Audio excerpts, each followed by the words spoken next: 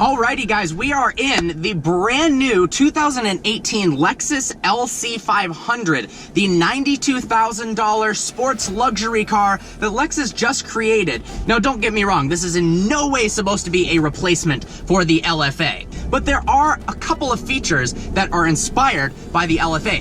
For one, the actual instrument cluster itself changes based on what mode you're in, whether you're in comfort, sport, or track. Also, it's fully customizable, and in certain modes, it moves the actual position of the rigid tachometer over to the side. So damn cool. So some features of the LC500: 5-liter naturally aspirated V8, making 471 horsepower and 398 pound-feet of torque. That's a lot of power, although this car does weigh a ridiculous 4,200 pounds. But the thing is, it's not supposed to be a C63. It's not supposed to be a lightweight, nimble, fast sports car. That's what you've got the RCF for, although the RCF weighs 3,958 pounds, so it's not all that much lighter. But this is more of something like an S-Class Coupe competitor.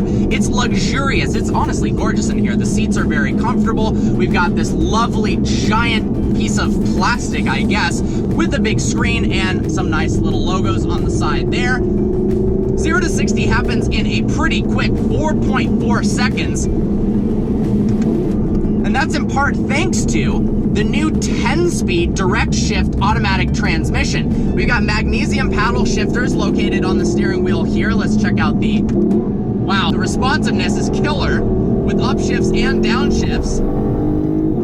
The interesting part is what they did with the gearing. So instead of having really quick gears, so let's say 30 miles an hour is first gear, then second gear is 50, then third gear is 70, then fourth gear is 90, they actually have really tall initial gears. Third gear goes 87 miles an hour, which is pretty standard for maybe a 6-speed automatic transmission. The rest of the gears, all the rest of the 10 are for highway cruising to get better fuel economy, essentially. Honestly, the first thing I'm noticing is how incredible that naturally aspirated V8 engine sounds.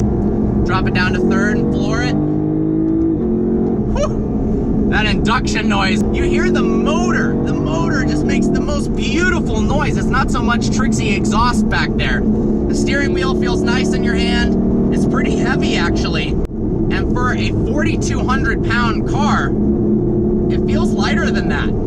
Visibility is really good out of the front. The rear visibility for a sports car, so to speak, is very good. Turn in is very, very confidence inspiring, very quick. All right, let's start focusing on picking up the speed a little bit on the track. Yeah, I think that third gear could be a little bit shorter. Interior wise, the materials they use are absolutely fantastic. There's nice leather everywhere. Everywhere you touch is a new material of different texture and different material in general. It just feels quality. For 92 grand, you really are getting a good deal with this vehicle. No, it is absolutely not the fastest car out there. Initial impressions in this car, very comfortable, but it's not too isolated. They still allow that V8 to penetrate into the cabin and sound exciting. I enjoyed it, didn't get to push it too hard so far, but whew, pretty good car. The car does have a limited slip rear differential with torque vectoring, so it helps distribute the torque between the rear wheels. We also have rear wheel steering, which you could feel a little bit going through the corners. From an exterior standpoint, the LC500 is absolutely stunning. They finally refined the front end, and they've come into their own with the Lexus spindle grille styling. The rear end of the LC500 is stunning. The turning indicators, they go down on the side, look so cool, and the rear end in general just looks elegant. For 92 grand, not only do you have an incredible interior, but the exterior of this car shows and looks like it's expensive. And I mean really expensive. When you see one of these on the road, honestly, I stop and look and stare at it. It's a head turner for sure. The transmission is absolutely brilliant. The 10-speed shifts in 0.12 milliseconds, which is just staggering. The suspension is so comfortable and relaxed. We're in Sport Plus mode right now, and the tachometer lights up a little bit differently.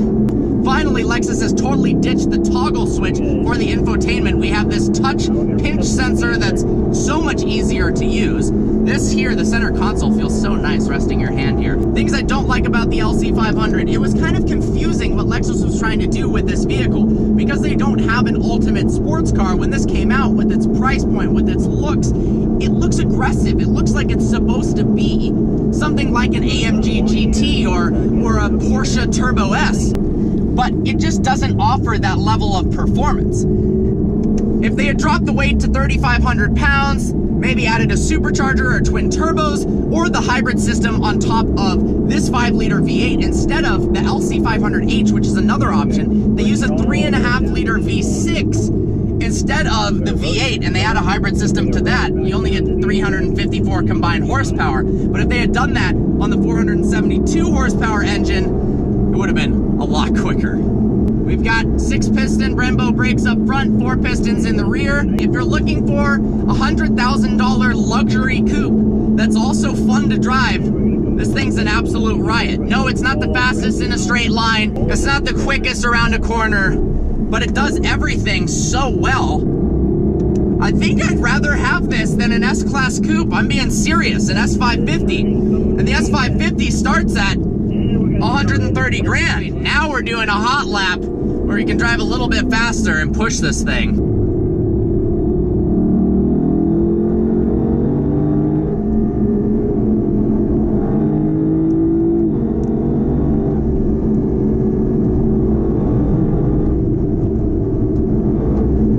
Ooh, nice.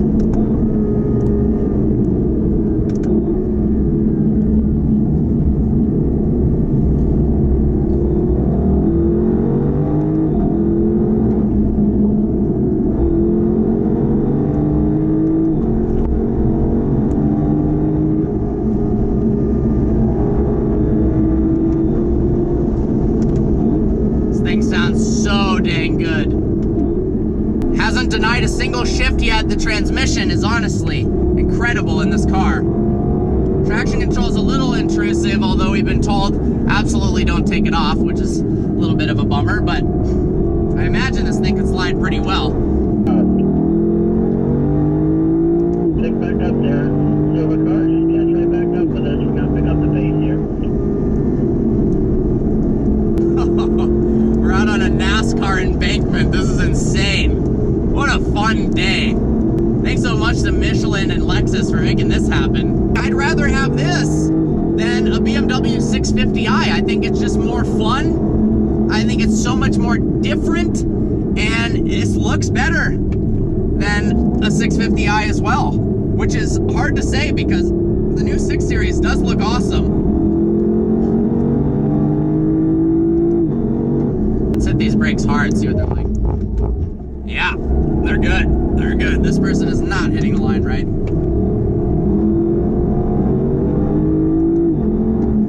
Wow, that was fun. That was fun. Thanks.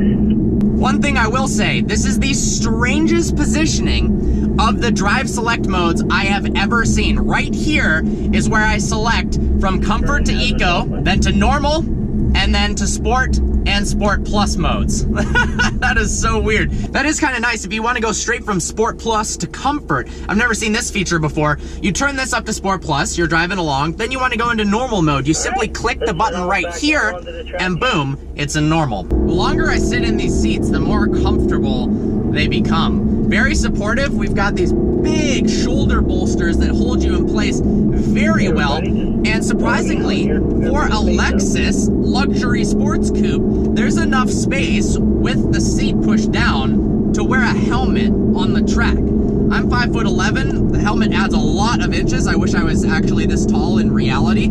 Probably close to 6'2", 6'3", but in a weird, bulbous, confusing manner there. Oh, let's catch up with the rest of the group.